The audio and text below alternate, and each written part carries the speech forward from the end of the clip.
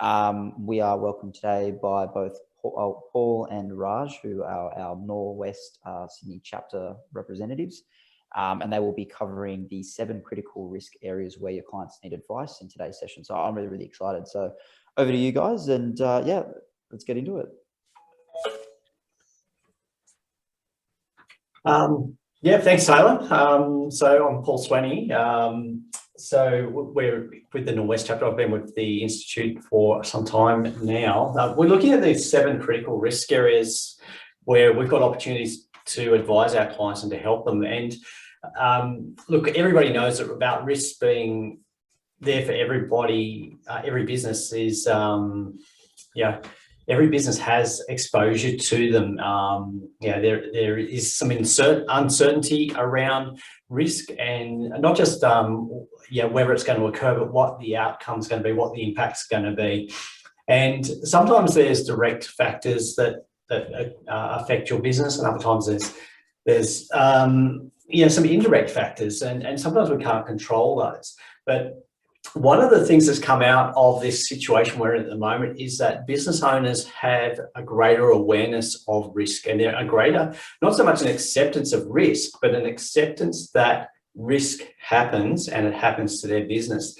So one of the things that we used to struggle with a lot was this "it can't happen to me" method of risk management, which is really common with business owners. And that seems to have fallen out of favour, which is quite good, because it's not a really useful strategy, particularly when it does happen to you and you're not prepared for it. So COVID's been a catalyst for a lot of things, and one of them has been a greater understanding that risk exists, and as a business owner, you need to be prepared for it. So there's key areas here, and look, some of it is about your strategy, how you operate, and we've seen examples of that. And the example there of the ship supply chains affected by COVID, particularly. Risk to reputation. We're in an online world at the moment with lots of a lot of what we do is online. A lot of our marketing is online, and it's very easy for our brand or reputation to be tarnished. And compliance risk is always there. There is a complexity around what we do, and a complexity around the requirements. And it is very easy as a business owner not to be aware of those things. And of course, the thing undermining everything that we do is the financial risk, and financial risk is what caps off everything. We've got this exposure, and if something affects us financially, then our business may not recover. So all of those risks are key areas, but we've identified probably 7 key areas that we want to talk about. And so we're going to talk about these in the way that we can help our clients identify them, identify what the risks are, what the impact's going to be, and how we as advisors can help them design a strategy and implement that strategy to sort of mitigate or reduce those risks. So we're going to touch briefly. We're not going to go into too much detail because we're going to cover 7 different risks. So we can't spend a lot of time on each one, but we're going to just give some examples of what the risks are, how we can work with our clients, and some of the tools or methods that we've used. So in terms of risks, let's start with financial risk. So financial and economic. Well, financial risk, we're looking at a few things like credit risk, liquidity risk, risks from making poor decisions and not having correct financial reasons for why we do what we do. And we've got this whole idea of the risk from our cash flows. And when our cash flows are affected, it has an impact on our ability to purchase materials, purchase stock, to pay for our supplies, to pay for equipment. And then also, if we have trouble with our cash flow, we have issues when it comes to borrowing in the future. So the decisions we make today impact our future ability to borrow. A lot of the times we have, a lot of the decisions are made without any sound financial reasoning here. And we have the opportunity as advisors in this during the stage of business planning, in that annual process where we're formulating a plan for the following 12 months, 2 years, to actually run some scenarios and look at the impact of, if we do this, what's the financial impact? And a lot of that hasn't happened in the past, particularly with small and medium businesses. COVID's really flagged the need for more businesses to be aware of their cash flow and their forecasting. And as we meet with our clients on an annual basis to do that business planning process, then we have an opportunity to draw their attention to thinking about what happens if, and put those scenarios into our forecasting so they're aware of the impact and they can identify needs for either funding or reason not to proceed with certain actions. So we can build that in, and this is something that we monitor through those monthly meetings that we hold with our clients. So we can include that as an agenda item to review the finances and review how well our financial results match our projections, and do we need to adjust our strategy? Next slide. Thanks, Raj. So economic conditions, so risk. These are a lot of the risks that we have no control over. So changes to regulation, changes to tax, interest rates, foreign exchange movements, and economic factors. So we, as an individual business, don't have control over that, and neither do our clients. So things like tax, if changes in taxation rates or policy affect the cash flows we have from our business, and leakage from cash flow for taxation is one of those killers for business cash flow. So we need to do some planning in there. But how quickly can we respond to these risks, or what risks are our clients exposed to? So one of the agenda items I would suggest that is there, particularly at least annually, is reviewing and identifying what risks our clients have. And even if they don't believe that there's a high likelihood, it still needs to be identified. So what is the impact if this happens? What's the impact? What's the financial impact of that? And look, changes to government regulation in Australia particularly, we haven't had a lot of examples up until recently of when this has been a huge risk. But during COVID, we had these immediate lockdowns for particular industries. So if you had a client in those industries, there was an immediate change to how they operated because of government regulation. So we're typically looking at anybody that did a personal service, so hairdressers, tattoo parlours, etc. And so, you know, there are opportunities there, and we'll talk about some of this need to be agile when we look at the risk of not being agile, but there's some responses that we can make or plan to make. So what is our fallback strategy? So identifying if this risk happens, what are we going to do about it? Yeah. Thanks, Raj. This cyber risk issue, up until recently, again, it's been an issue that most businesses disregard, particularly small and medium businesses. And one of the things that we've been trying to stress with our clients particularly is that it's not just an IT issue. A lot of business owners operate on the basis that that's the problem for the IT person. And there are huge business implications for getting it wrong. And there's been a lot of examples of large companies and small companies that have been affected by it. We've had that, the gas pipeline in America just recently, which, you know, production was halted because of a cyber attack. You know, those big companies are targeted, but it's the small businesses that are targeted as well. And, you know, if we look at it, the stats, and these are produced by the Australian Small Business and Family Enterprise Ombudsman's Office. Small business is the target of 43% of cyber crimes, and 22% of small businesses that were breached in those 2017 ransomware attacks was so affected that they are no longer in business. And from surveys, 1/3 of businesses don't have any proactive cybersecurity measures. So there's an opportunity there to work with our clients. And I know that in the Mouse suite of tools for advisors, we have access to a questionnaire on cybersecurity, which is a great thing to get your clients to do annually to raise awareness. And even if if they're not a client that will respond to surveys, in that meeting with them, work through the survey questions and highlight the needs for it. Because we've got issues with legal obligations, particularly if you're holding sensitive data. So tax agents, employment agents, medical, there's a lot of legal obligations there. And the disruption to not having access to your data.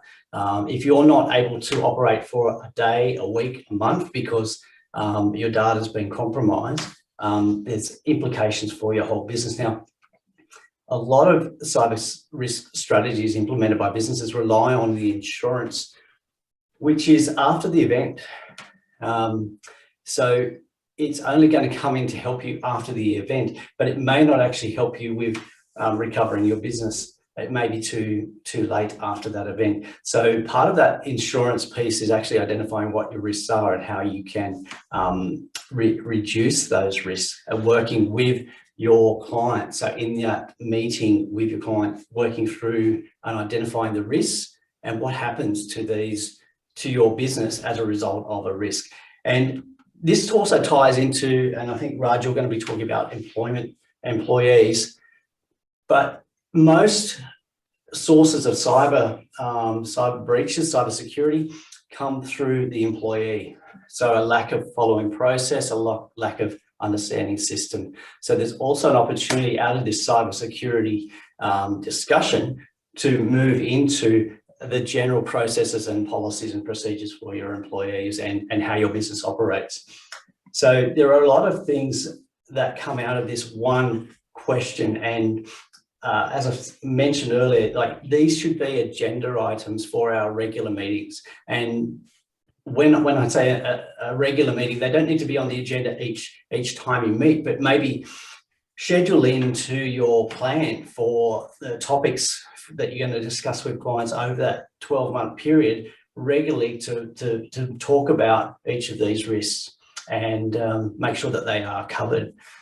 So cyber is a big one. It's becoming more and more relevant, particularly with people working from home, which our work environment has changed quite a bit, and the exposure for small, medium business owners has increased as a result.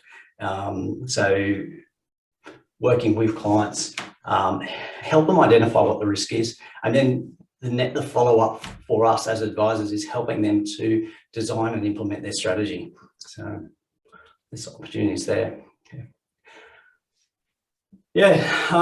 So lack of agility. Agile has become a bit of a buzzword. It's become a bit of a buzzword in terms of a method of doing it. And we think back to process of how we got a new product to market. Our traditional way of doing it was we'd spend a lot of time developing it, and maybe after 12 months or 2 years, we'd launch a product and hope that there was a market for it and clients accepted it. So a lot of the process that we do adopt now for taking a new product to market has changed. We've adopted these more agile methods or adaptable methods, or looking at minimum viable products and planning the next stage of development in response to real customer feedback on what they need and want from your product, so that you actually don't waste time and money and resources on features that your clients are never going to use. Now, not just talking about developing a process here, but looking at how flexible are you and how quickly can you adapt your business strategy to a change in circumstances. So if you're not able to adapt and take advantage of opportunities as they arise, then there's a risk that you're going to miss out financially, but also there's a risk that your competitors are going to take advantage of those opportunities and you're going to lose market share at the same time. So examples of businesses that haven't adapted, Kodak is a well-known story where they didn't adapt to digital technology. And we look at those ones, those sorts of companies and think, well, it can't happen to us. We're not Kodak. We're not going to be that extreme. But what we need to do in response to risk here is we need to look at what are the risks that are actually going to happen to our client or could potentially happen.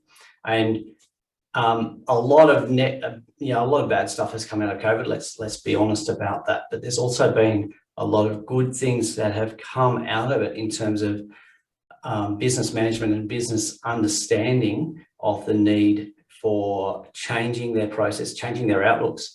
So particularly where it comes to adapting, and the supply chain issue has been a big thing with a lot of businesses not being able to get supply of product from their regular suppliers due to restrictions on production in other countries, and a lack of resources to move product from ports in some countries. We also had that incident with the Suez Canal where the world freight was held up because of all the issues there with that ship blocking traffic, and being able to respond quickly to changes in needs. So we have the example of everybody was working from home, but IT suppliers ran out of product very quickly. Office supply ran out because everybody needed to adapt quickly to a new work environment, and supply wasn't there. We had, and I think Raj, you and I might have talked about this before, but we had this event management staging company that designed, I guess, sets and props for conferences and events. And as we know, all of that event industry was put on hold completely. So they repurposed their approach and moved into creating work from home furniture, created a new model. They changed the product that they supplied to adapt to the circumstances, and they were able to do that really quickly. Now, for them, they had the labor that already produced and manufactured product. They had a stock of inventory. What they identified was a new opportunity to sell and create. So it wasn't a huge change from what they do. Another example is so I've worked with a tattoo artist, and they were forced to close their business overnight because of the lockdown in New South Wales. So how do you create income in that sort of situation? Well, what we needed to do was adapt their process and look at, well, what are the steps of actually supplying to a customer? So we asked that, what are the steps involved when a customer comes in the door? What do you do for them?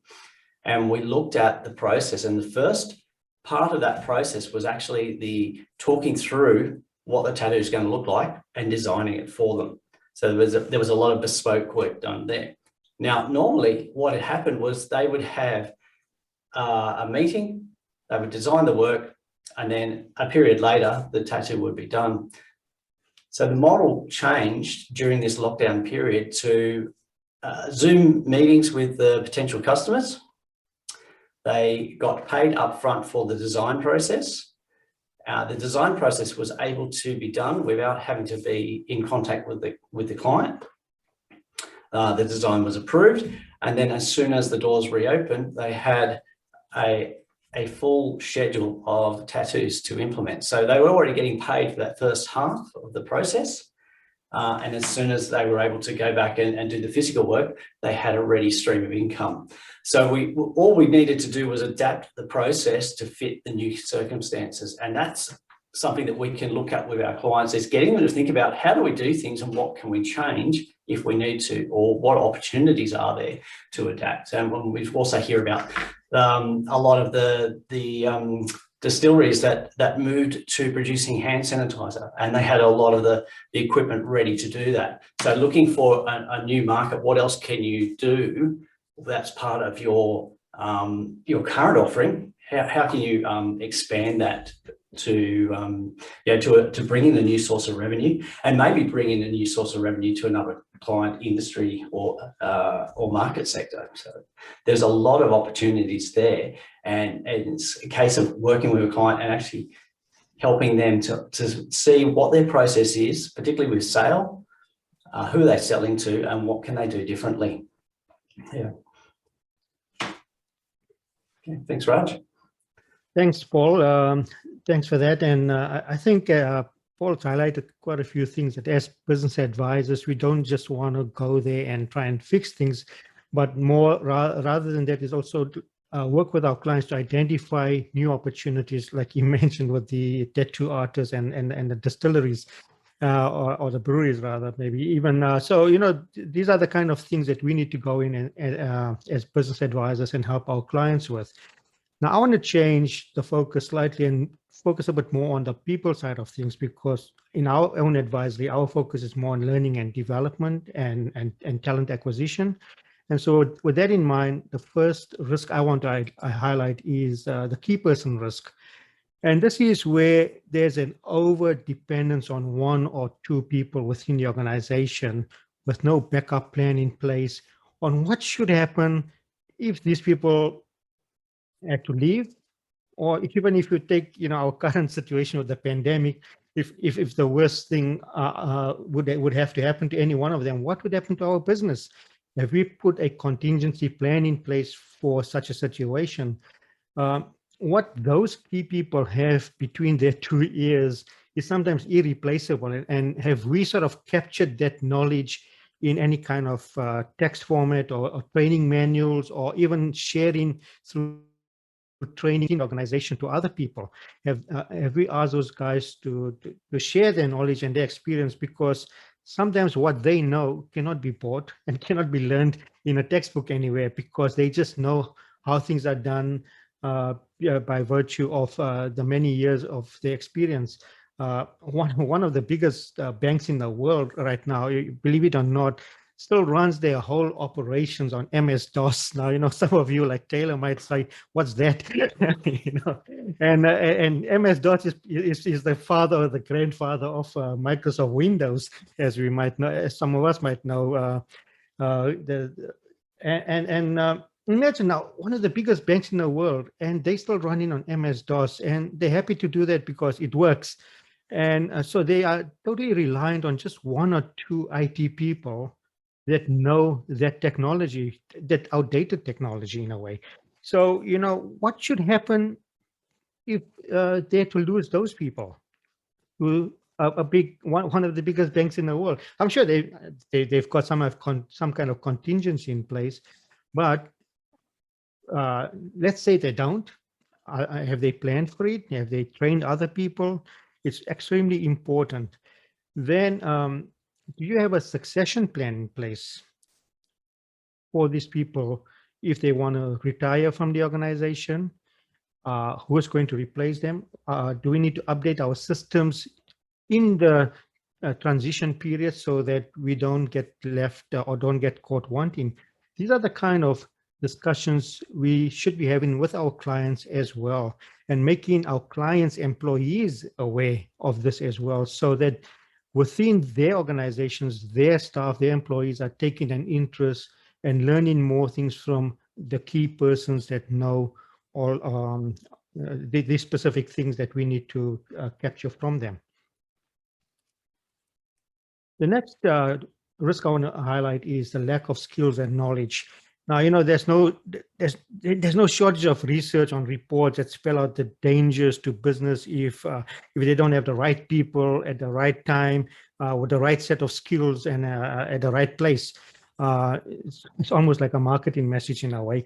But that the reality is that we are going through a skill shortage. Now, funnily enough, someone said the other day that we don't have a skill shortage. It's just that nobody wants to hire mature age people.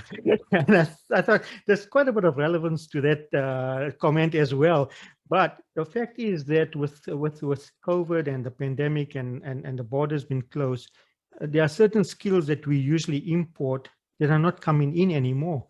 And so what are we doing about training our people and offering them incentives to go and train in those areas where there's a massive skill shortage?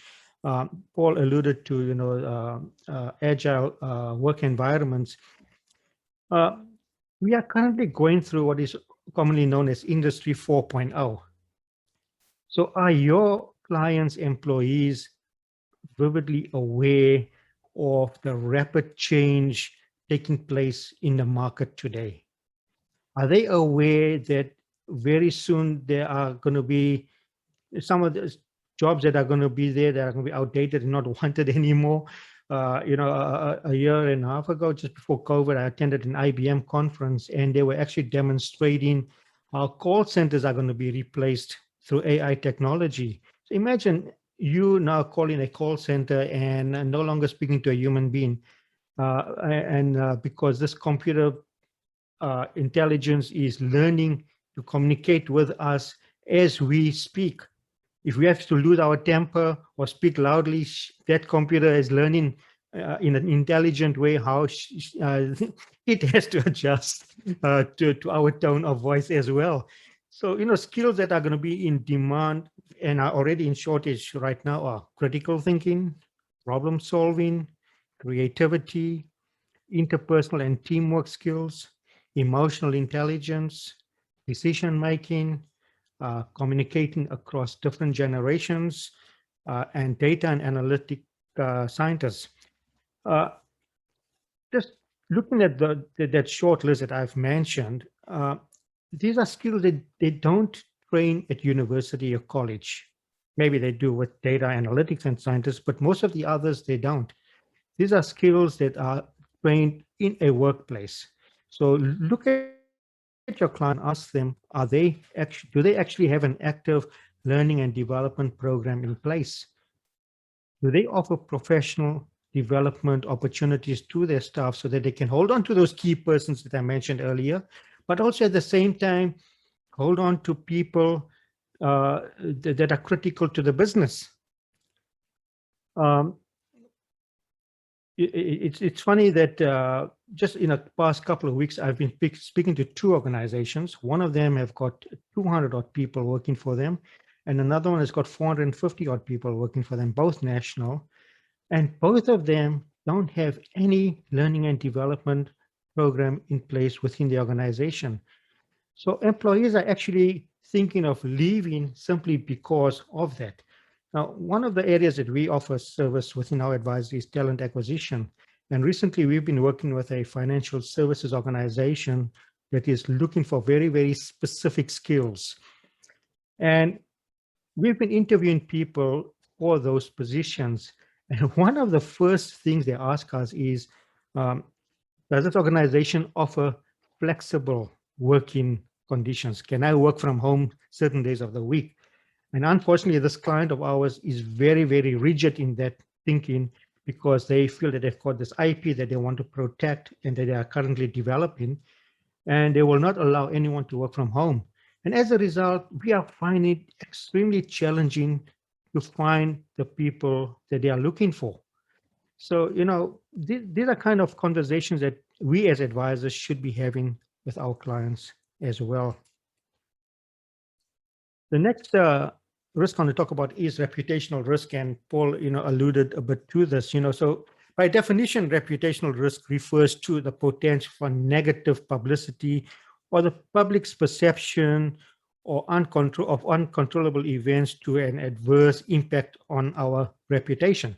So basically, we could get hacked, or there could be bad publicity being put out in the social media that we have no control over. And do you have, or does your client rather have people monitoring what's been spoken about their brand or their organization, or even the individuals within the organization out on social media? A Deloitte survey a couple of years ago showed that about over 60% of organizations were either somewhat aware or really didn't know that they had to prepare for this kind of risk. So does your client even know that there is insurance that they can take out to protect themselves against reputational risk? Because reputational risk strikes without warning, and it shifts your corporate landscape completely. Suddenly, you'll find that the balance between tangible and intangible assets has tipped over towards the intangible side because clients suddenly lose trust in you. your reputation takes a big knock and your goodwill takes a big knock. And sometimes they end up going and doing business with your competitors simply because of that. So it's therefore important for us as advisors to talk to our clients so that they have proper systems or structures in place to manage reputational risk. Is there someone in the organization that actually manages this and is responsible for this? What are our stakeholders, or what are their stakeholders' expectations? That means the board of directors and other stakeholders. What are their expectations of how reputation should be managed for their organization? And then thirdly, do they have a contingency plan in place if this does happen? And Paul again alluded to a couple of websites that hit badly and hacked, and then some of those businesses went out of business. Right now, there's actually a hospital in Australia, a small hospital in Australia that was hacked a few months ago, and they have absolutely no access to patient records.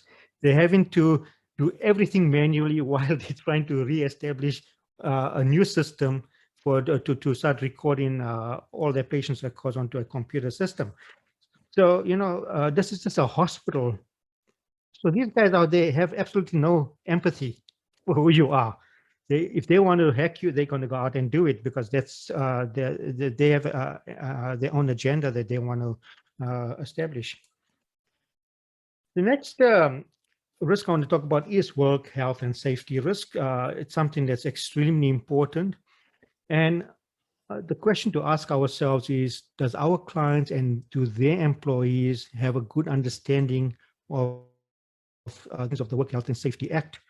So the first few factors I want to talk about is that under the Act, anyone who is in a position to make a decision is regarded as a PCBU. That means a person conducting a business or undertaking.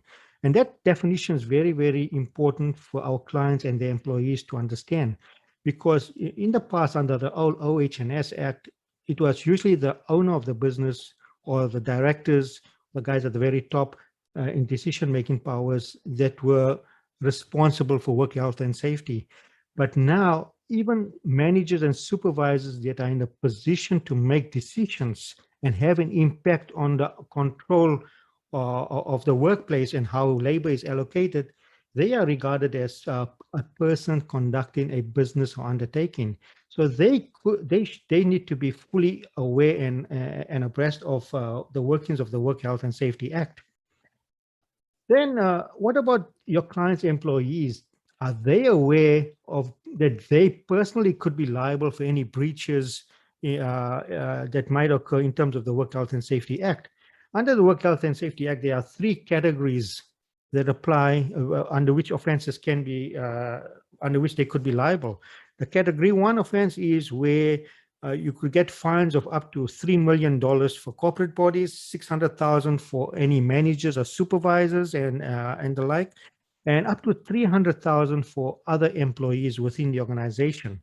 And this is excluding still the imprisonment that could take place if they breach a serious part of the act. Category 2 is an offense is defined as a failure of an individual to comply with their work health and safety duties, resulting in a risk of death or injury. And here, the managers could be fined up to $300,000, and individual employees could be fined up to $150,000. And then a category 3 offense is a failure to comply with a safety duty when the violation does not create the risk of death or serious injury, but still carries fines. So individuals themselves, individual employees could be fined up to $50,000. PCBUs could be fined up to $100,000, and the organization itself could be fined up to $500,000. So are your clients and their employees aware of these risks in terms of work health and safety? Is work health and safety been done in their induction orientation?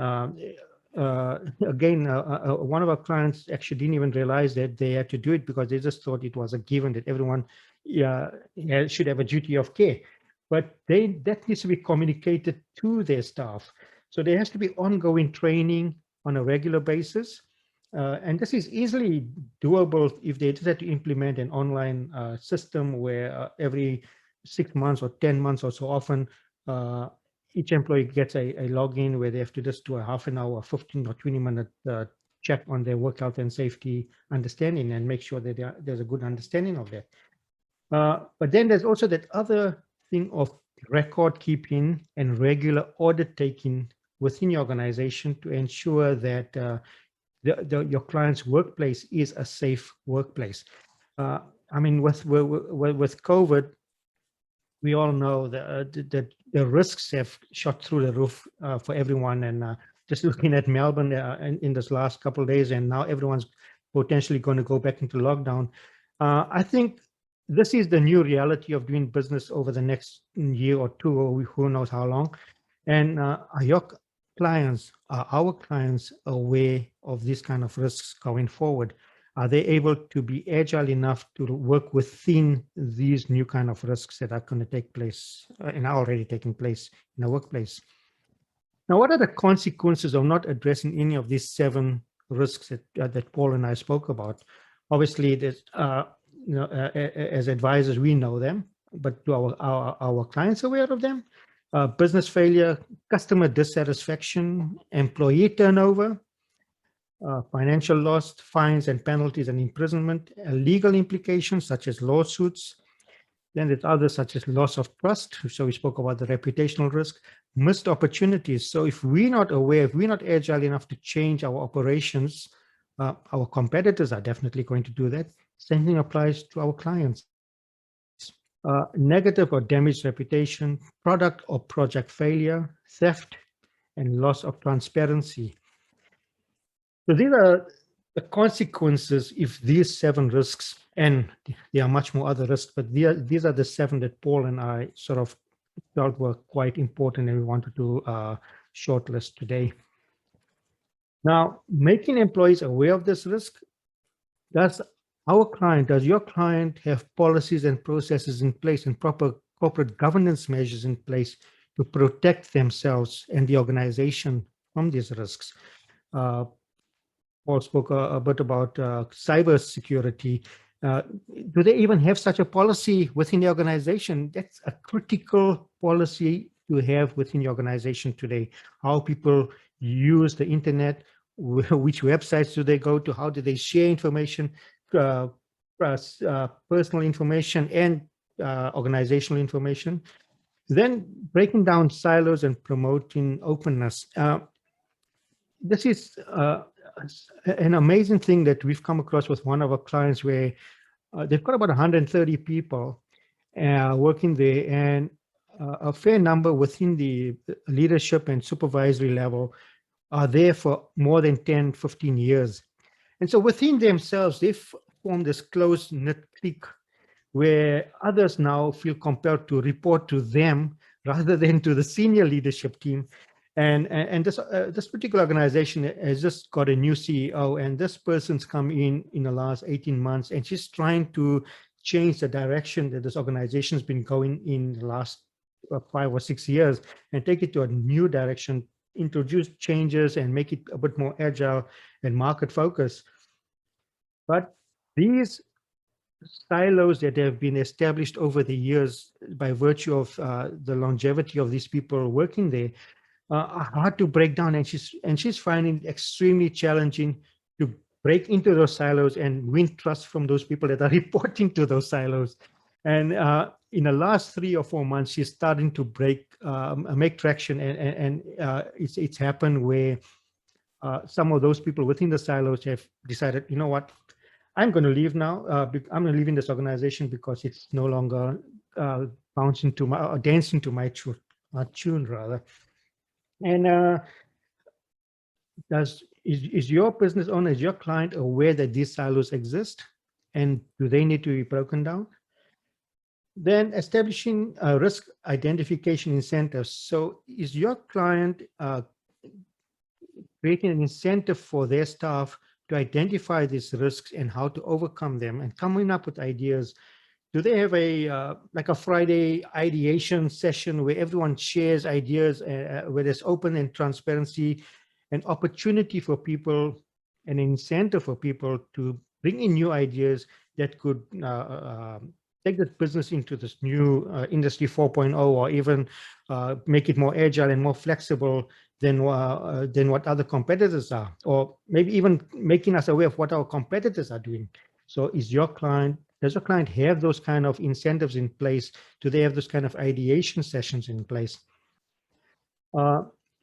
Is there an openness to share risk if they do notice it? You know what, it's not my responsibility.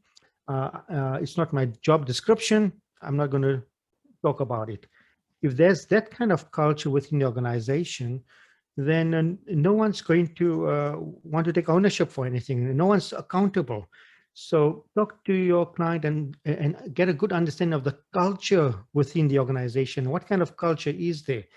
And how can we create more transparency by sharing skills, giving them opportunity to develop so that there is more trust within the organization? And then as advisors, are we talking about risk and risk management on an ongoing basis? And as Paul alluded, which was really excellent, that we don't have to discuss all 7 in one sitting with our client, but let's calendarize it over a 12-month period so that at every occasion, we have a different reason to meet our client and a different topic to raise with them. So as a quick summary, I'll just put up that screen again that we shared earlier, and I know the 7 risks that we spoke about today, and open the floor for any questions from anybody. Paul and I are happy to take any questions from anyone. And Taylor, if you have any questions in the chat room, maybe you can share them with us. Thanks, Raj. I just want to add a couple of things. So a lot of this idea of reducing risk and involving our employees involves communicating with the employees. And yeah. I think we've had so many meetings and Zoom meetings, and the argument is that a lot of them aren't effective. But having some structure to what you're going to discuss in your weekly meetings, or if you're not having weekly meetings with employees, that's a first start. But what's going to be discussed in there, and as part of the Mouse consultants tools that we use, there's a tool in there where we actually can facilitate those monthly meetings with our weekly meetings with employees, and it ties into some of these health and safety risks and monitoring and license expiries, and it provides a forum for employees to raise those risk issues with us or with their manager at that time. So there are tools there to make that process easier, and we don't have to recreate them from scratch. And we talked about the policies and procedures, and within that Mouse toolkit. And in fact, small business owners can actually get access to some of these resources through the Small Business Pack. There are some templated policies and procedures as a starting point, because one of the biggest barriers we find in implementing them is actually design, where to start, and a lot of people want to recreate. So you can use those templates as a guide to work through that process when you're implementing it with a client. So we found that particularly helpful. Michael, I think you had a question. Yes, I've got loads of questions. Let's see how many we can fit. Okay. First of all, just in order of how they appeared, thanks again for another very useful presentation. A lot of the stuff that you touched on, I'm fairly familiar with, but I also feel not enough. And so with regards to theft, big issue everywhere, we see it as consumers, like Woolies, self-checkout and whatever. The latest thing that I'm trying, which I'm fascinated by, is this self-scanning thing at Woolies, so I absolutely love it. What I find, and I'm not sure what sort of size clients you deal with. I'm sort of on the tiny end of the scale, and I think you're probably a bit further up. Whether you deal with the Woolies, I don't know, and I don't know where they get their wisdom from. Approaches to the theft risk, for me, in my experience, generally defy common sense. Because for starters, I mean, you probably know that. I mean, 70% of all theft in supermarkets is caused by employees, you know. There you go, you know. So and then they basically body search you and open your bag and la la la, Yeah. and the manager's walking out the back with a pallet full of cereal, you know. So I wonder whether that, like with small businesses that you deal with, I mean, prevention measures, like any amount of CCTV and I mean, employees know exactly where it works, where the cameras are, and that's where it is, you know. They're always annoyed at their clients, you know, like with search, the same as at the airport, you know. I mean, like we normal people, you know, trip up the explosives things, and we are obviously not the terrorists. And so my question would be, I mean, I've dealt with prevention measures, you know, and trust, and why do employees start stealing office supplies? And you know, I mean, you can start very, very early on. Taylor's already nodding because he knows me, you know, I'm like my Viennese influence and Sigmund Freud and whatever. Let's not get into the psychology, but I mean, really, if as a consultant you step in and you say, oh, we all know what happens, you know, and like we want to check the bags, and I mean, everything that a normal person would consider common sense, in my experience, is not what actually works. Yeah. So what's your take on that?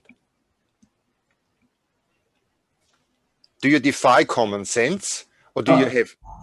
Look, there's a number of aspects to that, and you mentioned prevention there. So part of that comes down to your onboarding process and the culture within the business, and that takes time to develop. I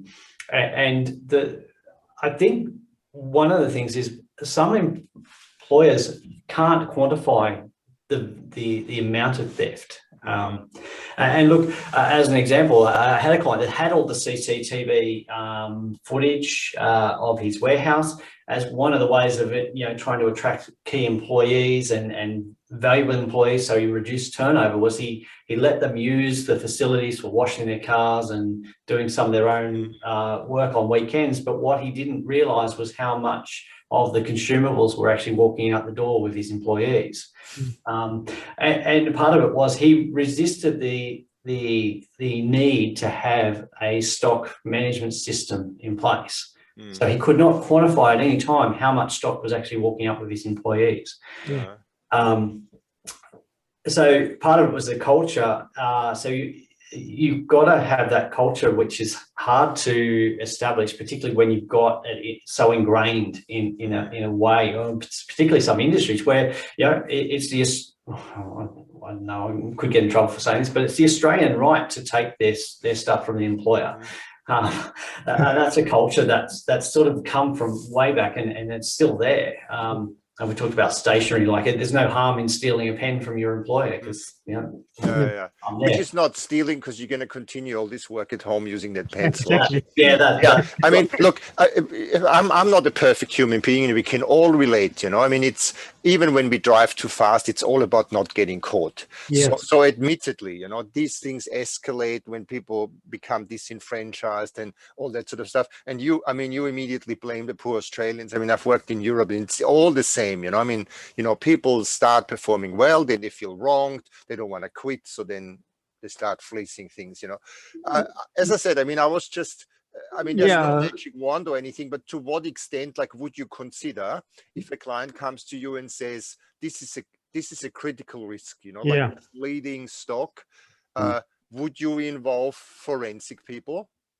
So Michael, I'm from South Africa, and we ran a large family-owned business in the logistics and retail sector. So everything, the moment you started talking, it was just flashbacks of my own personal life in our own family business back there, where theft was like a normal day in the life of a businessman. Part of the package, you know, like, exactly. And it comes with super, a car, and $20,000 in stock, you know.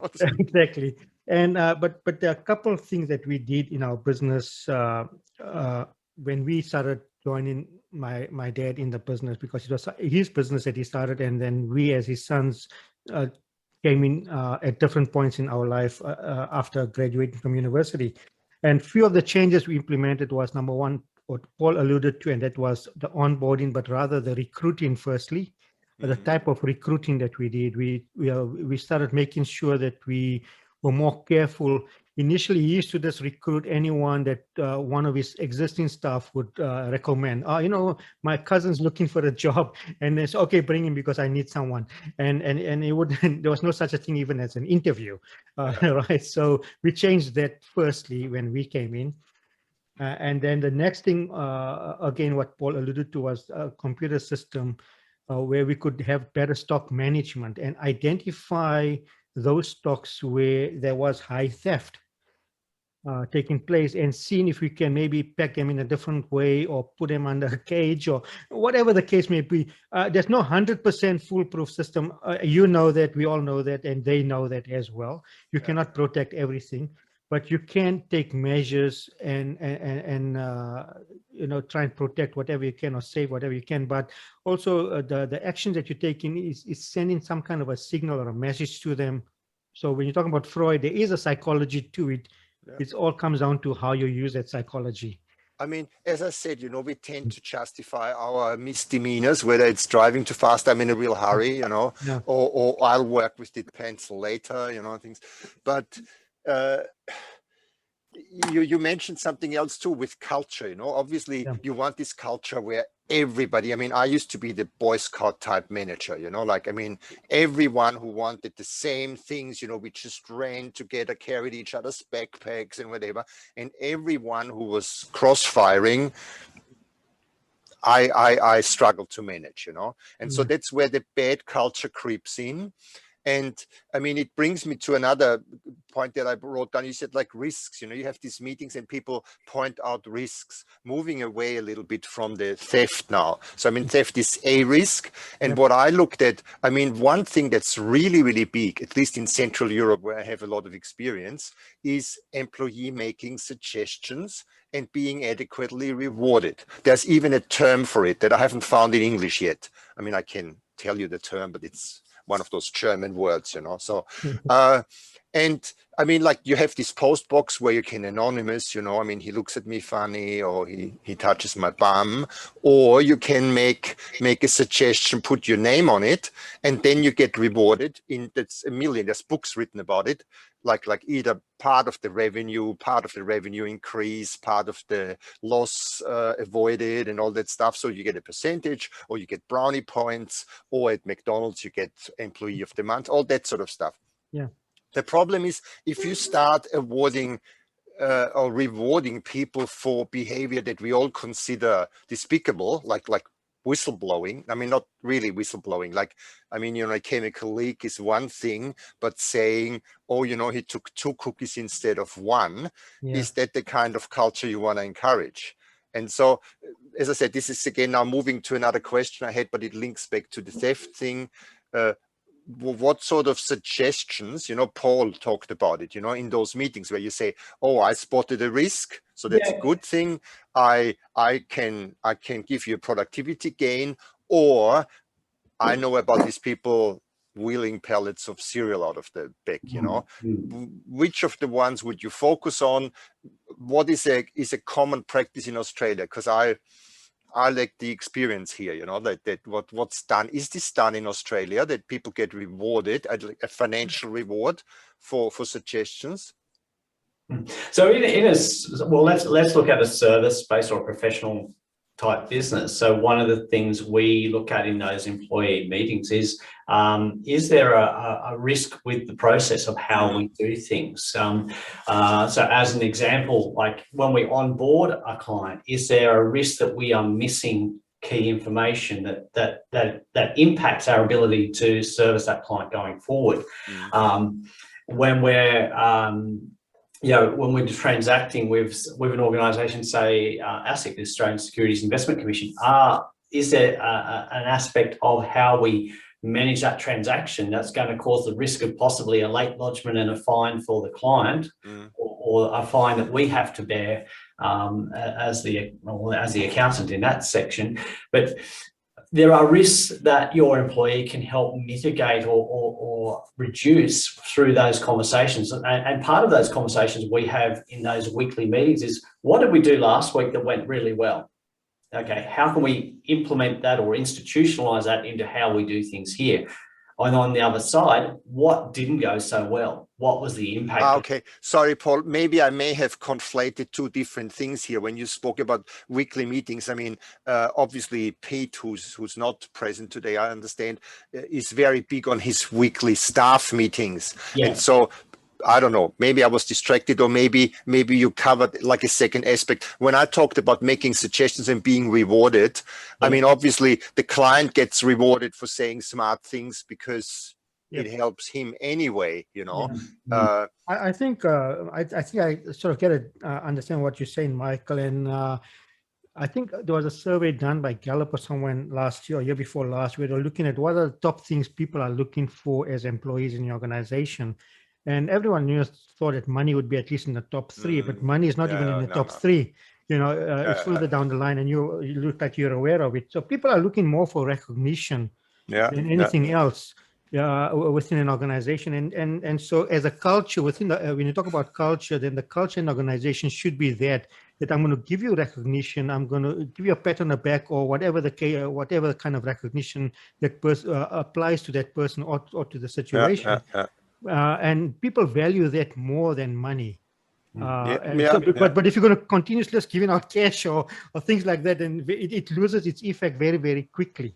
So you want to leave, you know, a day off, a paid day off, or a movie ticket, a movie voucher for you and your partner, or something like that, for a very, very special or specific kind of where they actually have to put in an effort to actually achieve it, rather than just dishing it out willy-nilly for any little thing, you know. But obviously, as I said before, you know, common sense, you say, like, we all buy into this theory now that it's not the money.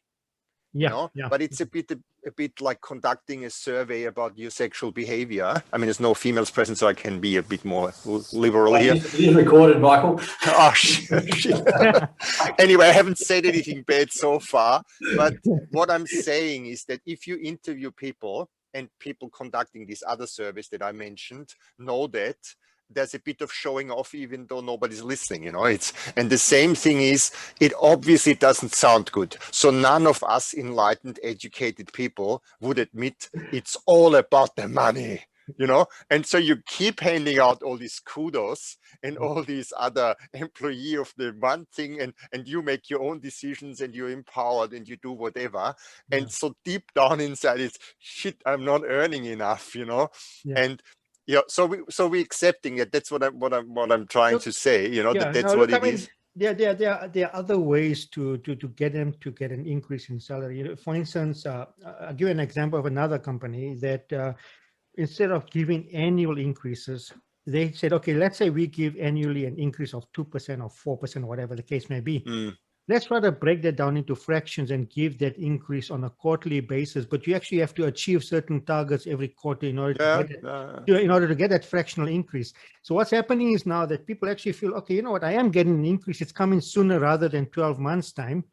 But to get there, I have to maybe I have to go and finish training on work health and safety and implement new safety measures within the organization. My manager can see I'm actually learning something, but not only just learning, but implementing that learning, and it's making a difference to the business. And 3 months down the line, I get a 0.25% increase or whatever. So you tell them that, look, you know, I mean, I'm totally with you. It's the cynical me that had to say the thing about the money, because people will deny it, and it is still, I think it's maybe more important than people will give it credit. You're still paying the mortgage, you're buying the food, you're putting the kids through school. So it's ridiculous to say, forget the money. And another example, without bad mouthing my daughter, who's a very accomplished and very, very intelligent girl, but she got as a reward for her achievements, and she's developing beautifully. So they gave her one of those graphic pads and whatever. And the excitement was huge, you know. And then it lay in the living room for 3 months, and I said, why aren't you doing anything with this pad? You know, she says, oh, whatever. Why don't you try it? So she gave it to me to try. And it's been lying on my bedside table now for 3 months. And so it's, you know, the excitement was there. the utility was minimal or marginal, whereas with money, the excitement maybe isn't that great, or you wouldn't admit to it, but the utility is always there.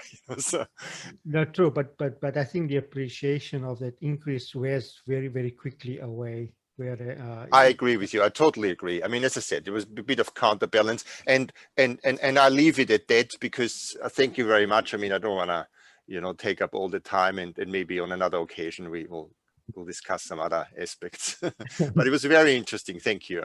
Thanks. Yeah, I So think with that whole employee remuneration and engagement is another opportunity. And just before I can move on, just say hello to Renee, who's on the line as well. So we do have mixed genders available present. Okay, all good. So welcome, Renee. It's good to hear from you. No problem. So yeah, look, there's a lot of opportunity, and as I said at the beginning, we can go into a lot more depth on all of those. But what we wanted to highlight was there's a number of risks that are available to discuss with clients and work with them, and you don't need to fix everything in one go. It's a progressive plan, so to put that in place. And I mean, even just showing to your employees that you're working on something is an extra incentive and a motivation, I mean, said, oh, well, they're not doing a great job, but they're trying, so I'll give them credit for that. Mm-hmm. All right. Well, so thank you again.